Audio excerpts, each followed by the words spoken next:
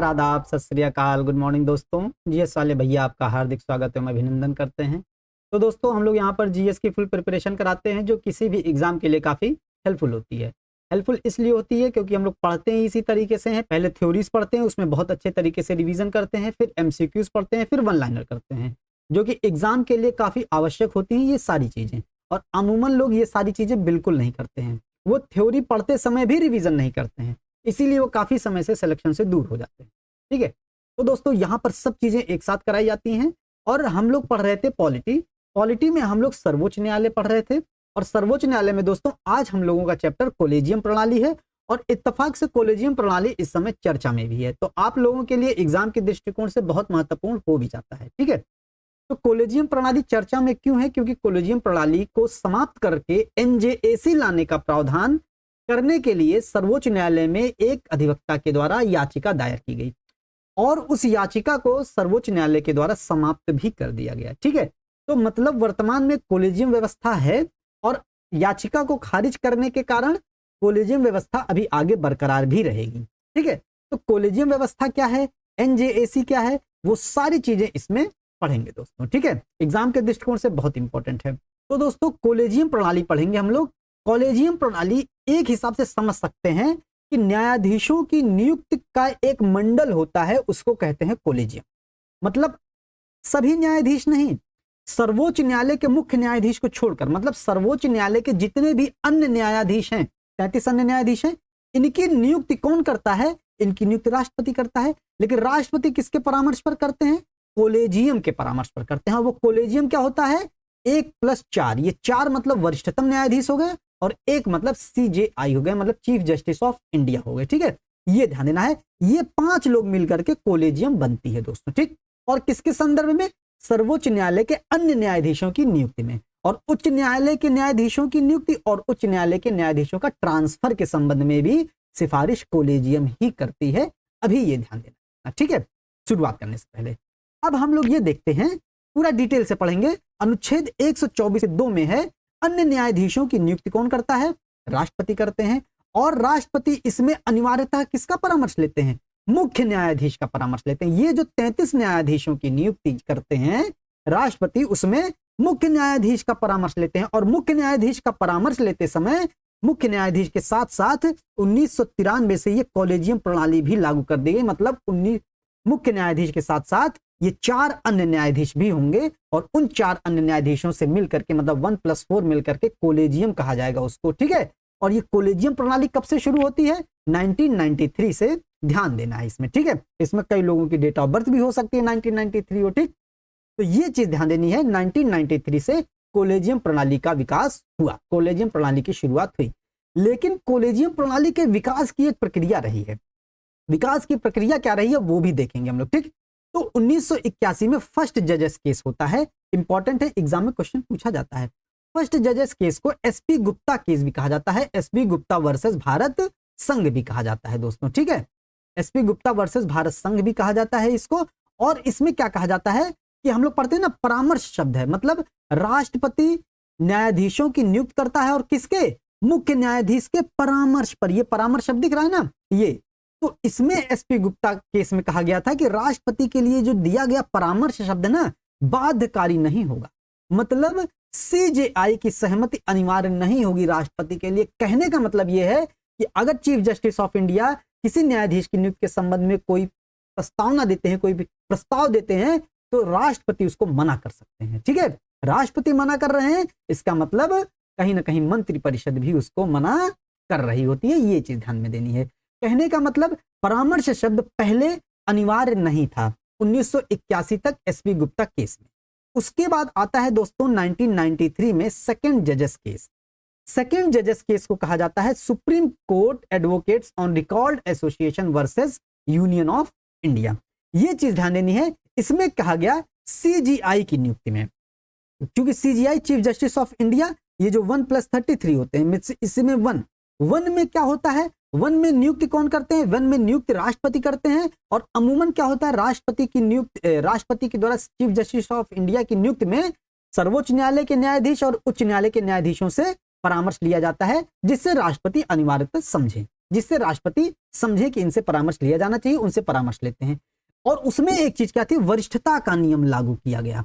मतलब 1993 से यह कहा गया कि सीजेआई की नियुक्ति में वरिष्ठता का नियम लागू होगा। चीफ जस्टिस ऑफ इंडिया में वरिष्ठता का नियम लागू होगा और अन्य जजों की नियुक्ति में वरिष्ठता नहीं, अन्य जजों की नियुक्ति में 3 सदस्यीय कोलेजियम की सलाह पर करेगा। कौन? राष्ट्रपति करेगा। 3 सदस्यीय है दोस्तों, ध्यान देना है। फिर बाद में 5 सदस्यीय होता है ये, ठीक।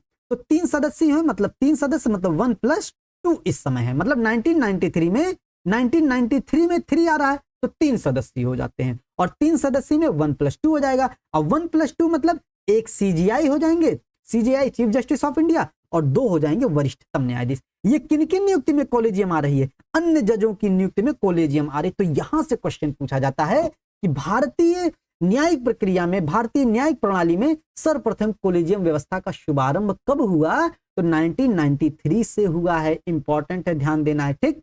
ये चीज ध्यान देनी है। तो 1993 से ये चीज ध्यान में रखनी है।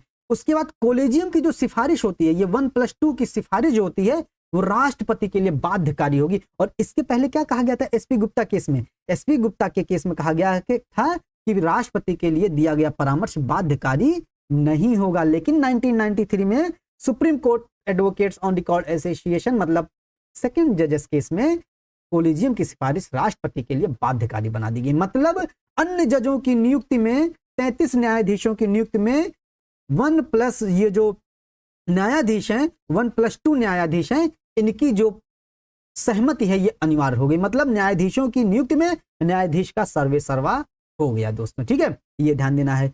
अब यहां पर हमको ध्यान देना, 1998 में आता है थर्ड जजेस केस। मतलब पहले 1981 में एसपी गुप्ता फर्स्ट जजेस केस, फिर 1993 में सेकंड जजेस केस आता है, फिर 1998 में थर्ड जजेस केस आता है, रीअपॉइंटमेंट ऑफ जजेस केस। इसको कहते हैं रीअपॉइंटमेंट ऑफ जजेस केस। इसमें क्या कहा गया? अब जैसे हम लोग पढ़ते हैं अनुच्छेद 143, अनुच्छेद 143 के तहत राष्ट्रपति सर्वोच्च न्यायालय से परामर्श ले सकते हैं। परामर्शदात्री क्षेत्राधिकार है। हम लोग सर्वोच्च न्यायालय के क्षेत्राधिकारों में पढ़ चुके हैं ये सब चीजें, नहीं पढ़ेंगे तो जाके जरूर पढ़िएगा। तो इसमें राष्ट्रपति अनुच्छेद 143 के तहत सर्वोच्च न्यायालय से सलाह मांगते हैं। सलाह मांगते हैं कि क्या कोलेजियम प्रणाली उचित है, क्या कोलेजियम प्रणाली उचित है, ये सलाह मांगते हैं। तो कोलेजियम प्रणाली को फिर सर्वोच्च न्यायालय सही ठहराता है। सर्वोच्च न्यायालय कहता है हाँ जी हाँ बिल्कुल उचित है, ठीक है, एकदम सटीक है। भारतीय न्यायिक दृष्टिकोण से, भारतीय राजनीतिक व्यवस्था को देखते हुए कोलेजियम प्रणाली एकदम उचित है। और उसमें कुछ बदलाव करती है सर्वोच्च न्यायालय। उसमें बदलाव क्या करती है? 1993 में 3 सदस्य होते हैं, 1+2 होते हैं, है कि नहीं?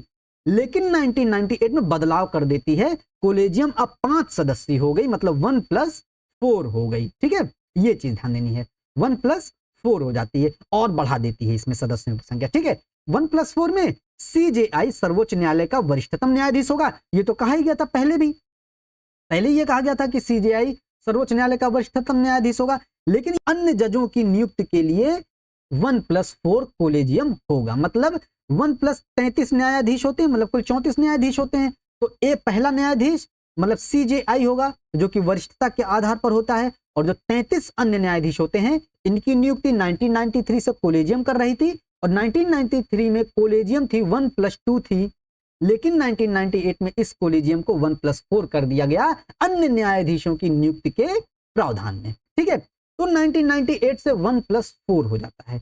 लेकिन इसका मतलब यह नहीं है कि अगर क्वेश्चन पूछा जाए कि कोलेजियम प्रणाली को भारतीय न्यायिक व्यवस्था में कब शुरू किया गया तो 1998 कर देंगे ना, 1993 रहेगा, क्योंकि विकास शुरुआत 1993 से हुई है, ठीक है। ये चीज ध्यान देनी है।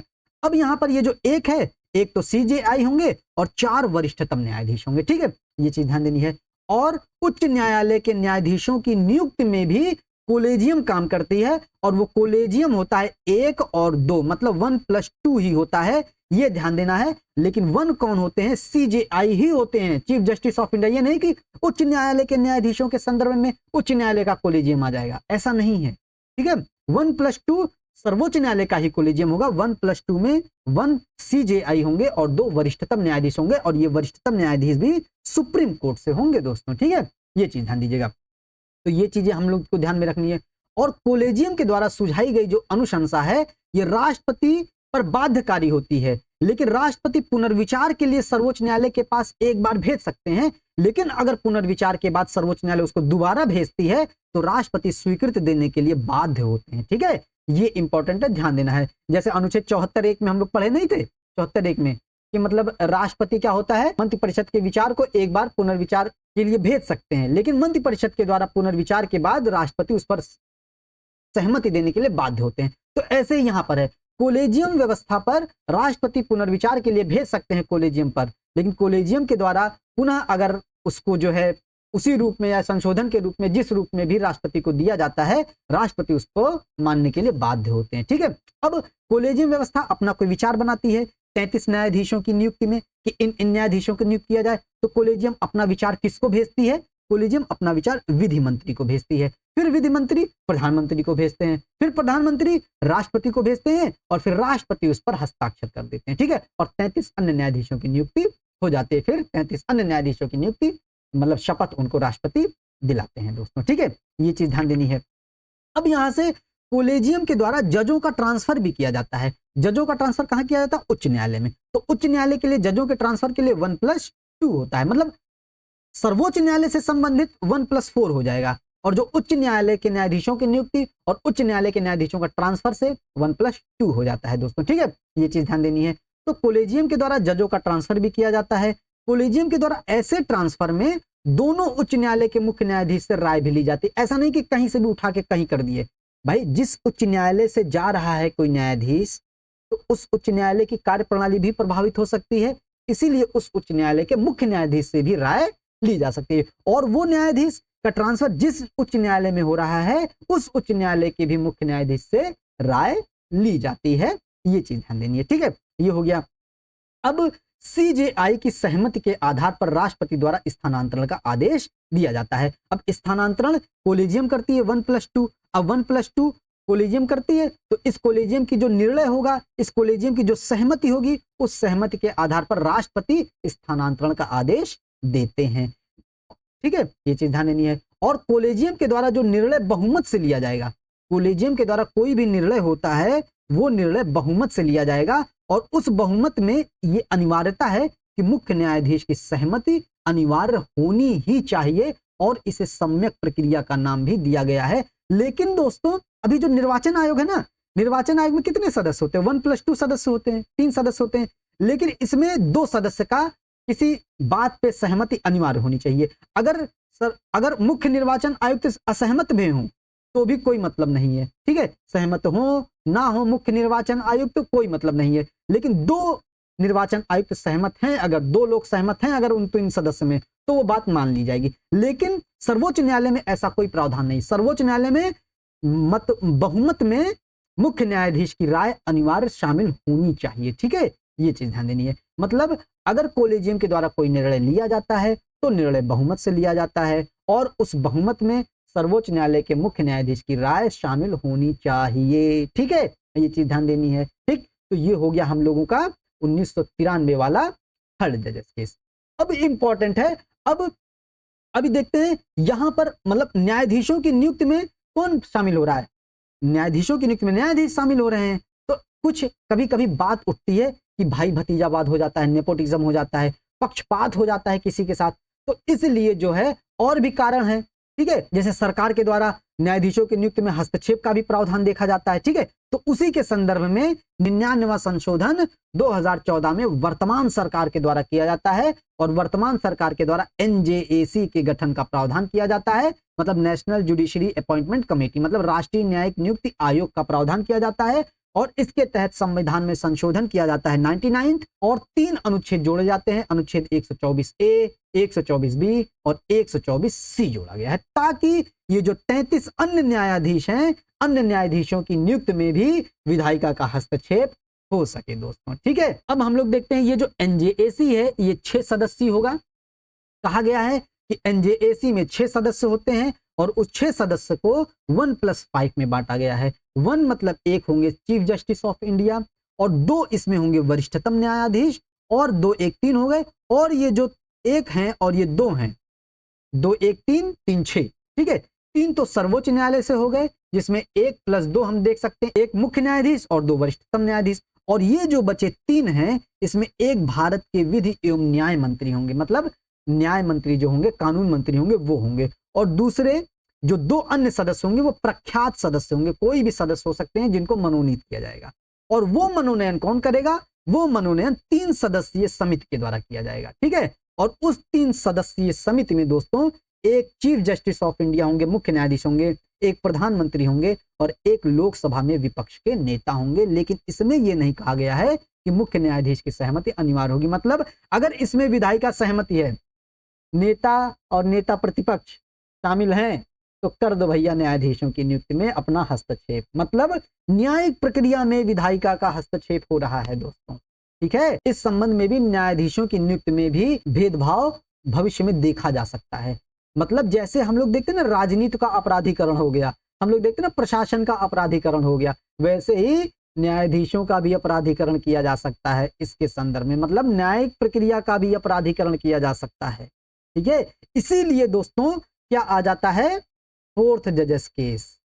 अब देखते हैं पहले इसमें राष्ट्रपति, इसका मतलब ये हुआ राष्ट्रपति सर्वोच्च न्यायालय और उच्च न्यायालय के जजों की नियुक्ति एनजेएसी के परामर्श पर करेगा। एनजेएसी का परामर्श राष्ट्रपति के लिए बाध्यकारी होगा। ऐसा प्रावधान सरकार के द्वारा 99वां संविधान संशोधन ला करके कर दिया गया कि भैया जो एनजेएसी कहेगा, मतलब कोलेजियम खत्म, कोलेजियम खत्म, अब एनजेएसी जो कहेगा वो माना जाएगा, ठीक है। कहने का मतलब न्यायाधीशों की नियुक्ति प्रक्रिया में विधायिका का हस्तक्षेप किया जा रहा है। तो मतलब हर राजा तो दार्शनिक होता नहीं है कि नहीं? तो ये चीज ध्यान देनी है, ठीक। अब देखते हैं हम लोग 4th जजेस केस आया। अब जैसे ये प्रावधान किया गया, भैया न्यायाधीशों का दिमाग ठनका, न्यायाधीश कहेंगे अच्छा विधायिका का हस्तक्षेप हो रहा है न्यायपालिका में। तो 4th जजेस केस आया 2015 में supreme court advocates on record association और 99वां संविधान संशोधन को खारिज कर दिया गया। मतलब एनजेएसी के प्रावधान को खारिज करके कहा गया कोलेजियम व्यवस्था जो लागू थी वही लागू रहेगी दोस्तों, ठीक है। ये चीज ध्यान देनी है। अब कहा गया, अच्छा ऐसा क्यों कहा गया? क्योंकि अगर विधायिका का हस्तक्षेप न्यायाधीशों की नियुक्ति प्रक्रिया में होगा तो न्यायपालिका की स्वतंत्रता में बाधित हो सकती है, न्यायपालिका की स्वतंत्रता में हस्तक्षेप हो सकता है। न्यायपालिका की स्वतंत्रता संविधान का आधारभूत ढांचा है और आधारभूत ढांचा दुष्प्रभावित हो सकता है, इसलिए यह एक असंवैधानिक काम है। और अतः यह कहा जा सकता है कि वर्तमान में भारत में कोलेजियम प्रणाली ही लागू है, ना कि एनजेएसी का प्रावधान, ठीक है। अब जैसे हम लोग वर्तमान में देखते हैं जो सरकारी एजेंसियां होते हैं, ईडी, सीबीआई, निर्वाचन आयोग, इन सब का कभी कभी हम लोग देखते हैं ना सरकार के द्वारा दुरुपयोग कर लिया जाता है, ठीक है। कभी कभी ऐसा देखने में आता है। तो 4th जजेस केस इसीलिए आया था कि एनजेएसी जो है न्यायाधीशों की नियुक्ति प्रक्रिया में दोस्तों हस्तक्षेप ना कर पाए, ठीक है। अगर हस्तक्षेप कर देती है तो कहीं ना कहीं भारत की जो न्यायिक सिस्टम है उसमें भी विधायिका का हस्तक्षेप होगा और न्यायिक सिस्टम भी दूषित हो सकता है। लेकिन यहां पर एक बात यह भी आती है कि न्यायाधीशों की नियुक्ति प्रक्रिया में न्यायाधीशों के द्वारा भाई भतीजावाद किया जाता है। मतलब ये जो 33 न्यायाधीशों की नियुक्ति में ये जो वरिष्ठतम न्यायाधीश लोग होते हैं, जो कोलेजियम होता है, ये अपने ही किसी को बिठा देती है। लेकिन दोस्तों यहां पर यह ध्यान देने वाली बात है कि जो न्यायाधीशों का काम होता है वो न्याय करना होता है। न्यायाधीशों का काम क्या है? न्याय करना है। न्याय कौन करता है? न्यायाधीश करते हैं जो चुने हुए जाते हैं। अब वो न्यायाधीश चाहे जिस प्रक्रिया से भी चुने जाएं, किसी भी कारण से चुने जाएं, चाहे पारदर्शिता हो, चाहे पारदर्शिता ना हो, चाहे भतीजावाद हो, चाहे भतीजावाद ना हो, अगर वो न्याय देने का काम सटीक तरीके से कर रहे हैं, मतलब उनके न्याय देने में गड़बड़ी नहीं हो रही, मतलब गरीब व्यक्ति का आसरा है न्यायाधीशों पर, अगर गरीब व्यक्ति के आसनों पर न्यायाधीशों का कार्य सही प्रकार से बैठ रहा है तो न्यायाधीशों की कार्यप्रणाली में, न्यायाधीशों की नियुक्ति प्रणाली में विधायिका का हस्तक्षेप नहीं होना चाहिए। क्योंकि विधायिका का अगर हस्तक्षेप होता है तो न्यायिक प्रक्रिया दूषित हो सकती है और गरीब व्यक्ति को न्याय भी नहीं मिलेगा दोस्तों। इसीलिए विधायिका का हस्तक्षेप नहीं होना चाहिए। हाँ, ये कह सकते हैं कि न्यायाधीशों की नियुक्ति प्रक्रिया में कुछ अन्य बदलाव किए जाए, ये माना जा सकता है। लेकिन न्यायाधीशों की नियुक्ति प्रक्रिया में आप कह दो कि सरकार हस्तक्षेप करे तो ऐसा उचित नहीं जान पड़ता है वर्तमान परिदृश्य को देखते हुए दोस्तों। क्योंकि प्लूटो ने कहा ही है कि हर राजा दार्शनिक नहीं होता। मान लेते हैं वर्तमान सरकार सभी सरकारी एजेंसियों का बहुत दार्शनिक तरीके से प्रयोग कर रही है, ऐसा मान लेते हैं, लेकिन है नहीं। मान लेते हैं वर्तमान राजा दार्शनिक है, लेकिन जरूरी नहीं है कि हर राजा दार्शनिक हो। तो इसलिए विधायिका का हस्तक्षेप न्यायपालिका में नहीं होना चाहिए, न्यायाधीशों की नियुक्ति प्रक्रिया में नहीं होना चाहिए, ताकि गरीब व्यक्ति को कम से कम एक एजेंसी पर तो भरोसा हो, कम से कम एक संवैधानिक संस्था पर तो भरोसा टिका रहे, ठीक है। और आम आदमी पर ही ये देश टिका हुआ है। और संविधान की प्रस्तावना ही कहती है कि हम भारत के लोग, संविधान को अपनाया किसने? भारतीय जनता ने अपनाया है। तो जब संविधान भारतीय जनता के द्वारा अपनाया गया है तो भारतीय जनता के अनुसार ही भारतीय न्यायिक प्रक्रिया की कार्यप्रणाली होनी चाहिए, ठीक है। तो दोस्तों इसका बार बार रिवाइज करिएगा, बार बार चीजें पढ़िएगा। अगर कोई नई चीज लगे आपको, अगर इसमें आपको कोई नया पॉइंट लगे तो इसको जरूर अपनी नोटबुक में नोट करिएगा और अधिक से अधिक लोगों को शेयर कीजिएगा, ताकि लोगों का एनजेएसी और कॉलेजियम प्रणाली में जो विचार है, जो लोगों का एक तरफा विचार है, वो अलग हो सके थोड़ा, ठीक है दोस्तों। उम्मीद करते हैं सेशन आपको पसंद आया होगा। सेशन को लाइक कीजिएगा, शेयर कीजिएगा, सब्सक्राइब कीजिएगा। मिलते हैं अगले सेशन में। जय हिंद, जय भारत।